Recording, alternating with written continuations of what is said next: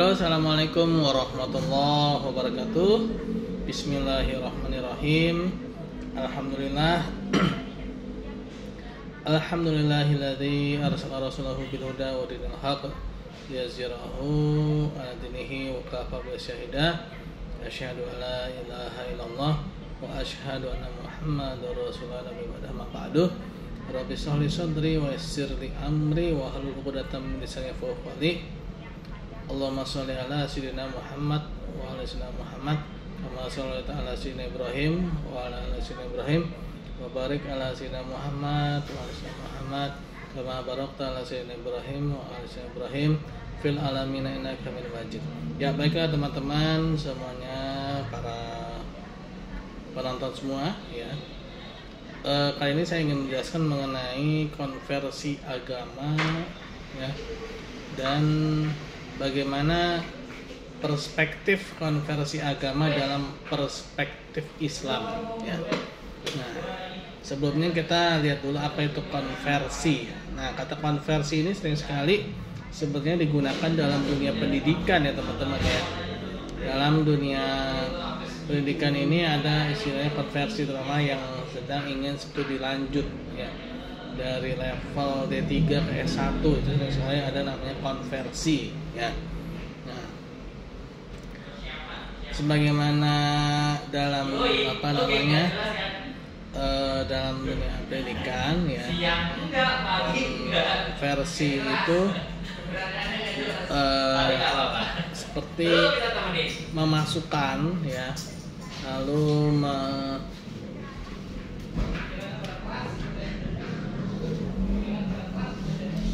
terjadi penampakan teman-teman, mohon maaf ya. Oke.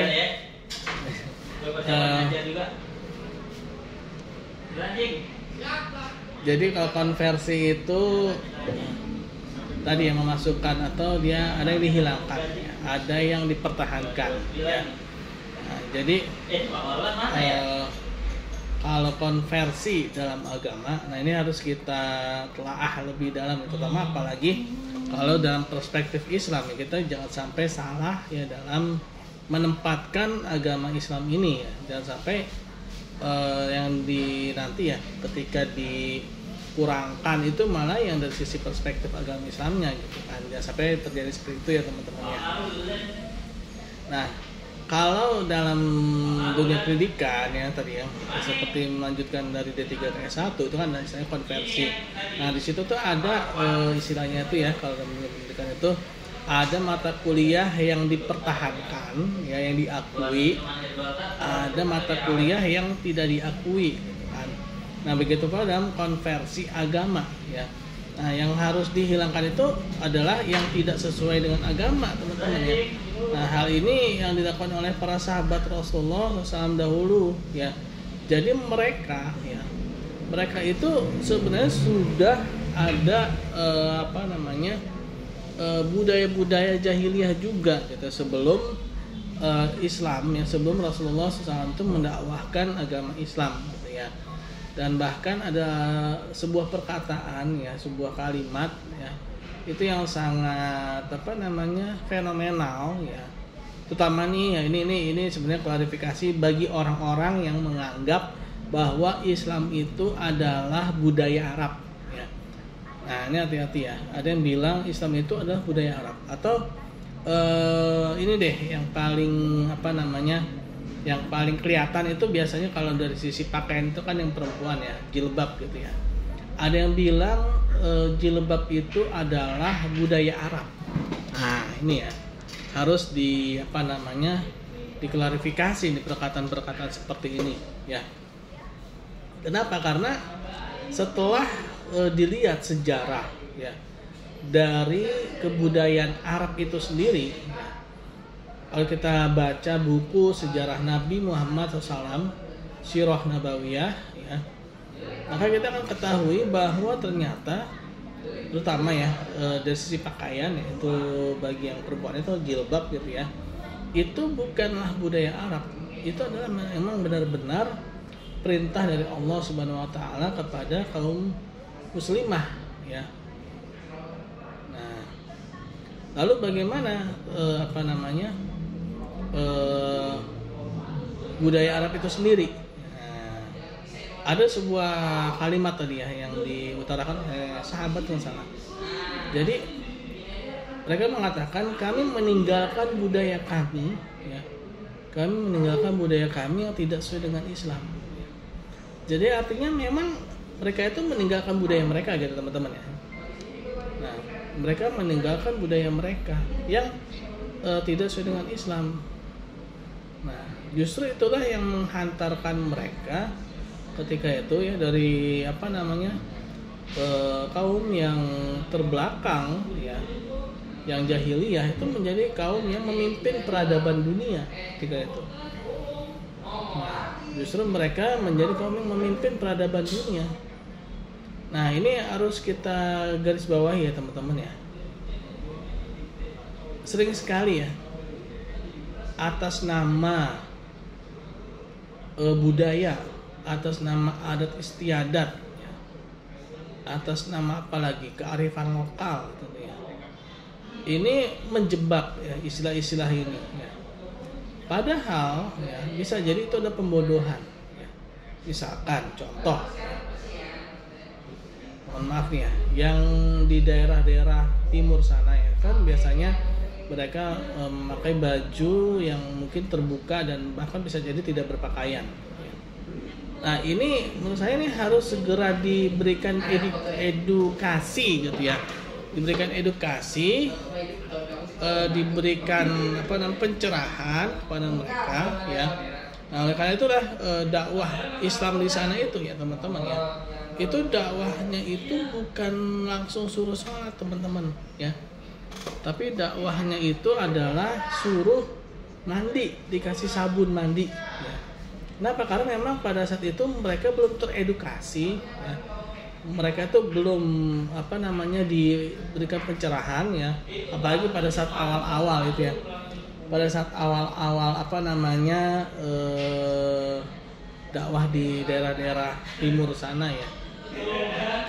Itu ya dakwahnya adalah mereka suruh mandi, kebersihan gitu ya. Disuruh mandi, disuruh membersihkan badan ya. Dan ketika mereka bersih mereka merasa nyaman. Pada saat itulah mereka mengetahui oh ternyata ini ya yang menjadi kenyamanan hidup gitu ya. Ternyata apa yang mereka selama ini mereka lakukan ya itu justru mereka merasa tidak nyaman, tapi karena mereka nggak tahu ya dan tidak ada yang memberikan edukasi kepada mereka, tidak ada yang mendakwahkan kepada mereka ya, itu mereka terus menerus dalam kejahiliahan itu gitu kan. Nah, begitu pula ketika bangsa Arab ketika itu teman-teman ya. Jadi teman-teman itu ya mungkin sekarang bisa lihat lagi ya, bisa lihat kembali ya. Bangsa Arab sekarang ini mulai kembali lagi ke masa jahiliyah ya teman-teman ya. Karena mulai lagi diperbolehkan buka aurat gitu ya. Diperbolehkan lagi untuk membuka apalagi di daerah-daerah pantai gitu ya. Nah, ini kan menandakan bahwa bangsa Arab mulai kembali ke masa-masa jahiliyah lagi kan. Nah, sehingga dakwah ya syiar Islam itu harus segera digalakkan kembali gitu kan. Nah, di sini juga membuktikan bahwa Islam itu bukanlah budaya bangsa Arab dan juga pakaian terutama yang bagi wanita ya. Kalau yang laki-laki kan nggak begitu kelihatan ya. Walaupun sebenarnya sih ya kelihatan juga sih kalau misalkan di pantai gitu yang pakai celana pendek itu kan sebenarnya buka aurat kan. Nah, itu sebenarnya mereka itu ya kembali lagi ke budaya mereka, itu kebudayaan jahiliyah. Dan manusia selama manusia itu tidak mengenal Islam, ya, mereka akan kembali kepada masa-masa jahiliyah mereka. Ya, mereka akan kembali kepada masa-masa mereka dahulu kala jahiliyah. Ya jangankan sekarang ya. Ketika jadi ada kisahnya nih teman-teman ya.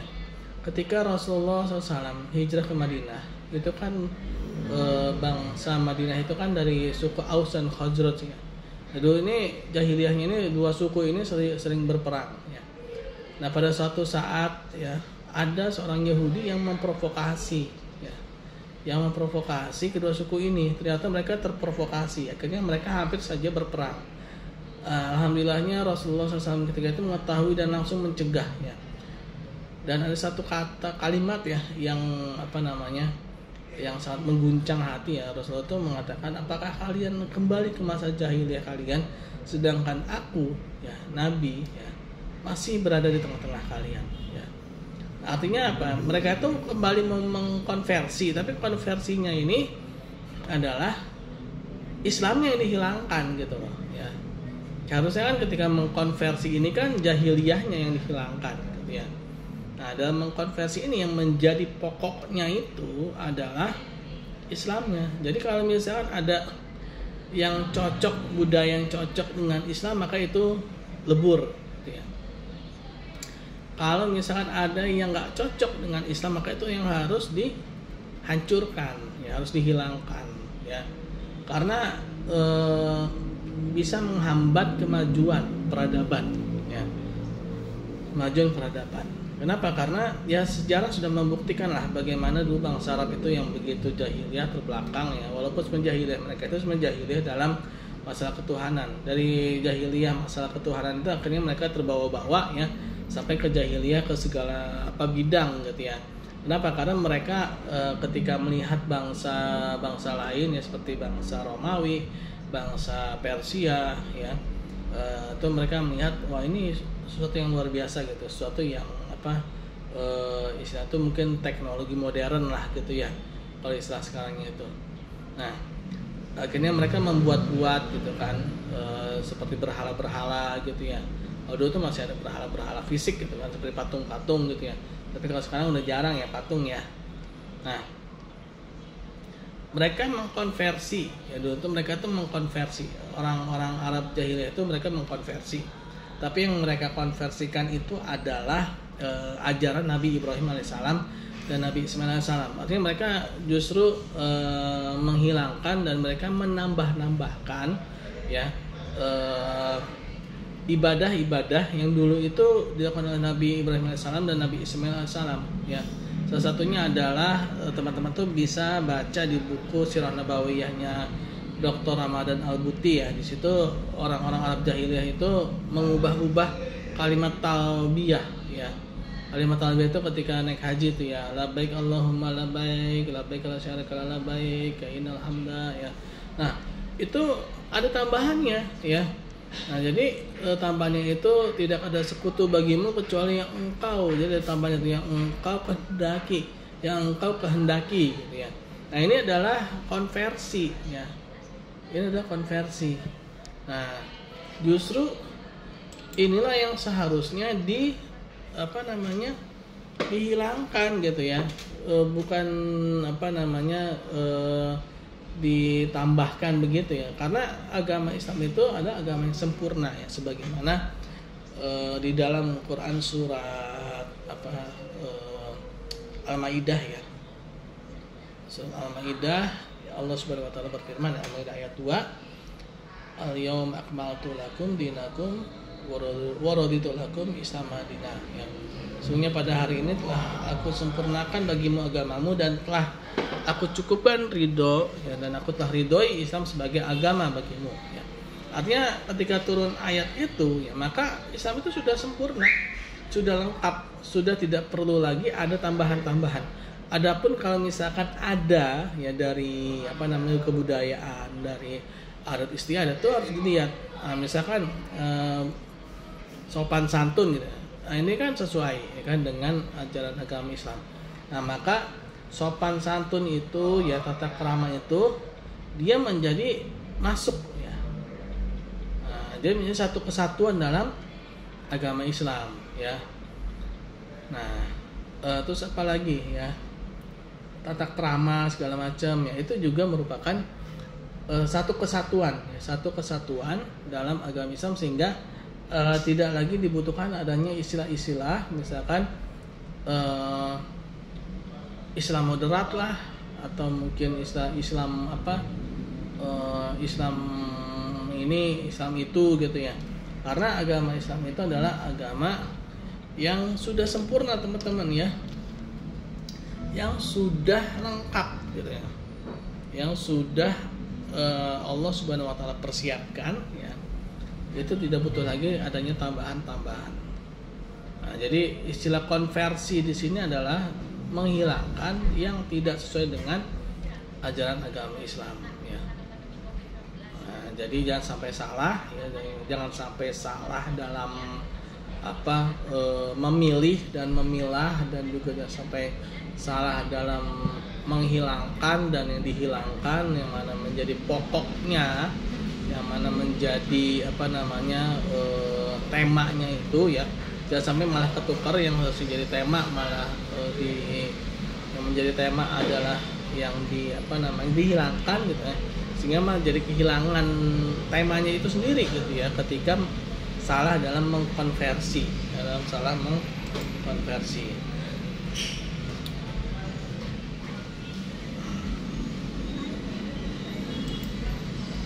Jadi sebenarnya teman-teman ya, jadi dalam mengkonversi agama dalam perspektif agama Islam, yang harus dipertahankan adalah agama Islam itu ya. Nah, bukan agama Islam itu yang dihilangkan ya. Karena telah terbukti ya secara sains ya, secara semuanya ya, bahwa Islam itu ternyata ya melalui Al-Quran dan Sunnah ya, dari dua hukum tersebut ya, itu membuktikan bahwa terbukti gitu. Nah, ini pernah saya jelaskan ya tentang bukti-bukti ini pada pertemuan yang kedua kalau nggak salah ya, tentang bukti-bukti dalam Islam itu ya. Ya banyak ya, seperti sidik jari lah segala macam itu ya. Nah, itu artinya ya, Allah itu sudah memberikan sinyal bahwa agama ini sudah membuktikan kebenarannya gitu ya. Sehingga jangan sampai ada yang dihilangkan ya, jangan sampai ada yang dikurang-kurangi. Nah, karena itulah Abu Bakar As-Siddiq radhiyallahu anhu ketika masa-masa kekhilafahannya ya, masa-masa kepemimpinannya, beliau itu sangat tegas ya. Beliau itu sangat tegas ketika ada pihak-pihak yang berusaha untuk mengurangi kewajiban membayar zakat ya. Jadi ada pihak-pihak yang berusaha untuk mengurangi syariat agama ini ya, ajaran agama Islam ini. Padahal waktu itu sahabat yang paling keras itu Umar bin Khattab itu sempat bernego dengan Abu Bakar As-Siddiq. Bagaimana kalau misalkan nggak apa-apa dulu lah, misalkan oke lah, karena kan sekarang kondisi darurat gitu ya, mulai banyak yang murtad ya, keluar dari agama Islam ya. Bagaimana kalau misalkan ya untuk sementara ya nggak apa-apa lah, zakat nggak dulu gitu kan, yang penting sholat aja dulu. Nah, apa jawaban dari Abu Bakar As-Siddiq ya? Nah, artinya nih ada yang mau mengkonversi gitu ya, ada yang mau mengurangkan gitu ya. Nah, ada yang mau mengurangkan syariat agama Islam ini ya. Nah, jawaban Abu Bakar As-Siddiq radhiyallahu anhu ketika itu luar biasa. Ternyata apa yang yang ditunaikan di zaman Rasulullah ya, itu harus ditunaikan pada zamanku juga gitu. Nah, artinya apa yang dijalankan, disyariatkan pada zaman Rasulullah ya sampai zamanku juga gitu. Artinya tidak boleh ada yang dikurang-kurangi gitu kan. Nah, mendengar ucapan itu akhirnya Umar bin Khattab radhiyallahu anhu pun tersadar ya bahwa benar seperti itu gitu kan. Dan bahkan ketika zaman Umar bin Khattab radhiyallahu anhu ya, bahkan ketika anaknya ya, ini salah satu kena fitnah ya, berzina ya, karena fitnah berzina ya, anaknya Umar bin Khattab itu dapat hukuman cambuk ya. Hukuman cambuknya itu 100 kali ya. Nah, pada saat cambuk yang ke-80 ya, itu yang cambuknya pun kasihan gitu kan. Jangan udah Umar ya udah. Tapi ternyata Umar bin Khattab radhiyallahu anhu justru mengatakan tetap lanjutkan gitu. Dan bahkan sampai kalau nggak salah anaknya meninggal juga ya, karena fitnah tersebut ya. Artinya di sini bukan masalah cambuknya, tapi di sini adalah masalah ketegasan dalam menjaga hukum gitu ya. Nah, tidak mengurangi gitu ya, tidak menghilangkan ya, tidak mengurangi hukum gitu, atau tidak mengkonversi, tidak menghilangkan ya. Nah, Jadi dalam konversi ini Islam itu ya sebagai pokoknya, jadi patokannya itu adalah ya syariat agama Islam itu sendiri, bukan kebudayaan, bukan adat istiadat ya.